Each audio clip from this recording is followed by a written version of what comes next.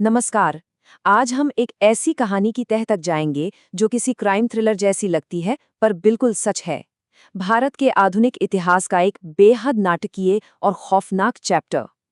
एक ऐसा आदमी जो सड़क पर कोयला चुराने वाले एक मामूली गुंडे से उठकर सीधे संसद भवन तक पहुंच गया और जिसका अंत नेशनल टेलीविजन पर लाइव कैमरास के सामने हुआ। हाँ, हम बात कर रहे हैं अतीक अहमद की।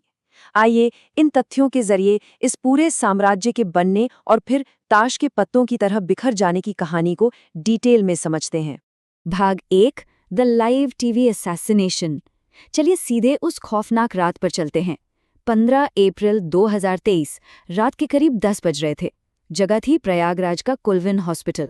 एक सफेद पुलिस जीप से 2 कैदी उतरते हैं। दोनों के हाथ हथकड़ी से बंधे हुए हैं और उन्हें पत्रकारों की भारी भीड़ घेर लेती है।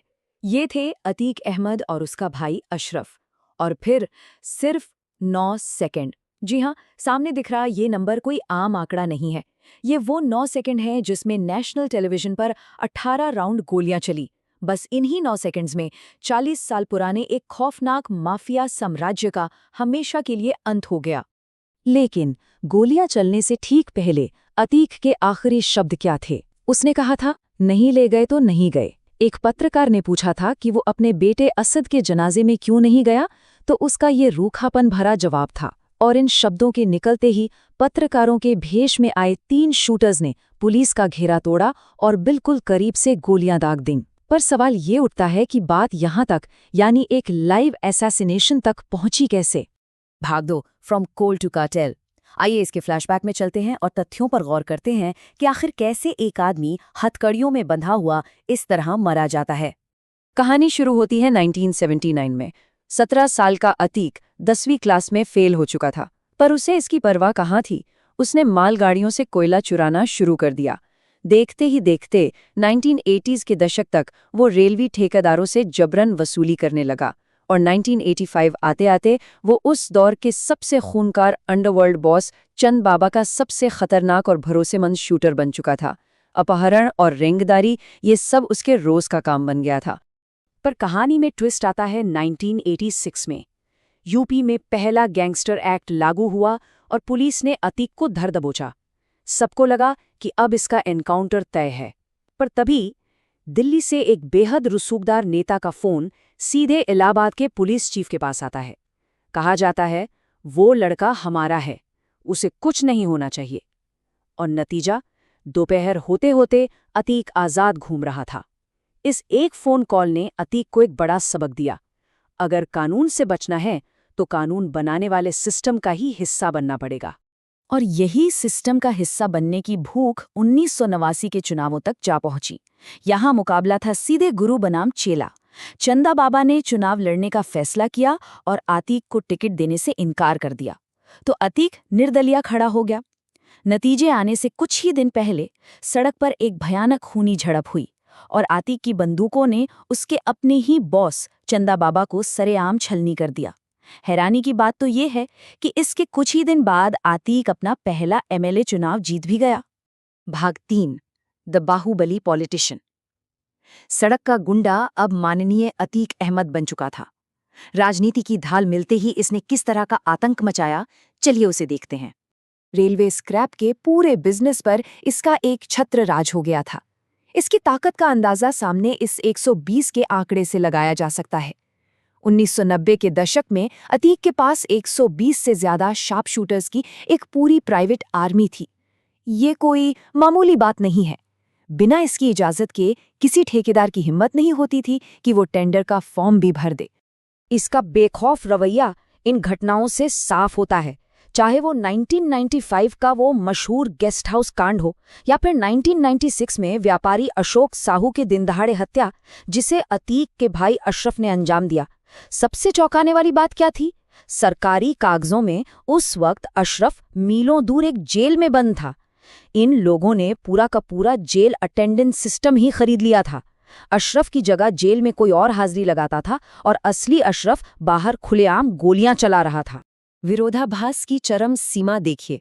फुलपुर लोकसभा सीट, ये वो जगह है जहां से कभी देश के पहले प्रधानमंत्री पंडित जवाहरलाल नेहरू चुनाव जीतकर संसद गए थे। और 2004 में इसी सीट पर कौन जीता? अतीक अहमद, एक ऐसा इंसान जिस पर उस वक्त 113 से ज्यादा क्रिमिनल केसेस दर्ज थे। फिर भी करीब 64,000 वोटों के फासले से उसने ये चुनाव अपने नाम कर लिया।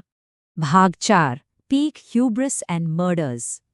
जब पावर और घमंड सर पर चढ़ जाता है तो कैसे कैसे उल्टी गिनती शुरू होती हैं, आइए समझते हैं। 2002 में पब्लिक सिंपैथी पाने के लिए इसने खुद पर एक कोर्ट में बॉम्ब धमाका करवाया। पर इसकी सबसे फेटल गलती तब हुई जब इसके अहंकार पर चोट लगी। जब अतीक एमपी बना तो उसने अपनी खाली हुई एमएलए सीट पर अपने भाई अशरफ को खड़ा किया, लेकिन अशरफ वो चुनाव राजूपाल से हार गया। अतीक का घमंड ये बर्दाश्त नहीं कर सका। इसका अंजाम ये हुआ कि 25 जनवरी 2005 को राजूपाल को सड़क पर सरेआम AK-47 से भून दिया गया। उनके शरीर में 19 गोलियां मिली और इस पूरी खौफनाक घटना का एक मुख्य गवाह था उमेश पाल। लेकिन वक्त का पहिया हमेशा घूमता है। 2007 में उत्तर प्रदेश में सरकार बदली और इसी के साथ अतीक के बुरे दिन शुरू हो गए। उसका सियासी ढाल छिन गया, करोड़ों की संपत्तियां जब्त होने लगीं, उस पे इनाम घोषित हुआ और आखिरकार वो दिल्ली से गिरफ्तार कर लिया गया। रही सही कसर 2008 में पूरी हो गई जब संसद में एक इम्पॉर्टेंट वोट के दौरान गद्दारी करने के चलते उसे हमेशा के लिए अपनी पार्टी से निकाल बाहर किया गया। भाग 5 द सिस्टम स्ट्राइक्स बैक। फिर आता है साल 2017 और पॉलिटिक्स में एक ऐसा बदलाव जिसने पूरे माफिया नेटवर्क की कमर तोड़ दी। नई सरकार का रुख एकदम साफ था। माफियाओं के खिलाफ जीरो टॉलरेंस, यानी ऑपरेशन क्लीन। इस नंबर पर गौर करना जरूरी है। 70 करोड़ रुपए। ये वो अमाउंट है जितनी कीमत की अतीक की इलीगल प्रॉपर्टीज पर सरकार का बुलडोजर चल गया। उसके पूरे क्रिमिनल नेटवर्क को चुन चुन कर खत्म किया जाने लगा। लेकिन अतीक की हिमाकत देखिए। 2018 में वो देवरिया जेल में बंद था, पर उसने उस जेल सेल को ही अपना नया क्राइम हेडक्वार्टर्स बना लिया। वहीं से उसने लखनऊ के एक बिजनेसमैन मोहित जायसवाल को अगवा करवाया, उसे सीधे जेल के अंदर बुलवाया, बुरी तरह पिटवाया और पूरी प्रॉपर्टी अपने नाम करवा ली। ये सोचकर ही हैरानी होती है कि जेल के अंदर ये सब चला। जब ये खुलासा हुआ तो सुप्रीम कोर्ट को दखल देना पड़ा और अतीक को तुरंत यूपी से निकालकर गुजरात की साबरमती जेल भेज दिया गया। और इसी साबरमती जेल से उसने अपनी आखिरी और सबसे घातक भूल की। 24 फरवरी 2023 को उसने राजूपाल मर्डर के मुख्य गवाह उमेश पाल की दिन दहाड़े हत्या करवा दी। पर इस बार दांव बिल्कुल उल्टा पड़ गया। सिस्टम पूरी तरह से हरकत में आ गया। अप्रैल 2023 में पुलिस एनकाउंटर में उसका बेटा असद मारा गया। और एक वक्त था जब अतीक कोर्ट में अपनी मूंछों पर ताव देता था और अब वही अतीक पुलिस वैन के अंदर बैठा फूट फूट कर रो रहा था। जिसके तुरंत बाद 15 अप्रैल 2023 को हॉस्पिटल के बाहर वो लाइव शूटिंग हो गई जिसकी चर्चा हमने शुरू में की थी। भाग 6 अनआंसर्ड फाइनल क्वेश्चंस।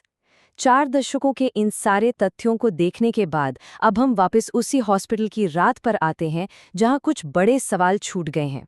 हत्या के तुरंत बाद उन तीनों शूटर्स का चुपचाप सरेंडर कर देना और ये कहना कि वो बस अंडरवर्ल्ड में नाम कमाना चाहते थे, क्या सच में बात इतनी ही आम थी?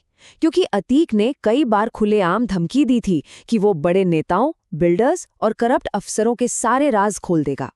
तो क्या ये हो सकता है कि ये शूटर्स सिर्फ किसी बहुत बड़े खेल के मोहरे थे? उससे भी ज्यादा हैरान करने वाली बात चार्जशीट में सामने आई। जांच एजेंसीज ने खुलासा किया कि एक सड़क का गुंडा जो कभी कोयला चुराता था, उसके तार सीधे बॉर्डर पार ISI और लश्कर-ए-तैयबा जैसे आतंकी संगठनों से जुड़े पाए गए। ये सामने आया कि पंजाब के रास्ते ड्रोन से जो हथियार गिराए जाते थे वो सीधा अतीक के गैंग तक पहुंच रहे थे। तो आज की ये कड़ी इस एक सबसे बड़े सवाल पर आकर रुकती है। उन 9 सेकंड्स में गोलियां किसने चलाईं, ये तो पूरी दुनिया ने अपनी आंखों से देखा। लेकिन अतीक अहमद को हमेशा के लिए खामोश करने के पीछे असली मास्टरमाइंड कौन था? वो कौन लोग थे जो अपने राज हमेशा के लिए दफन करना चाहते थे? ये वो सवाल है जो शायद इतिहास के पन्नों में हमेशा के लिए एक रहस्य बनकर रह जाएगा। तो ये थी एक माफिया के उत्थान और पतन की पूरी कहानी। हमारे इस विश्लेषण से जुड़ने के लिए बहुत बहुत धन्यवाद।